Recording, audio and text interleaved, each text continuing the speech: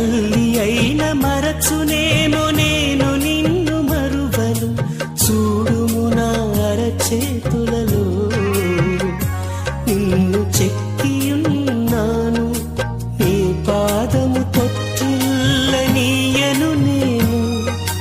నిన్ను కాపాడువాడు కునుకడు నిదురపోడు అని చెప్పి వాగ్దానం చేసిన యేసయ్యా తల్లిలా లాలించును.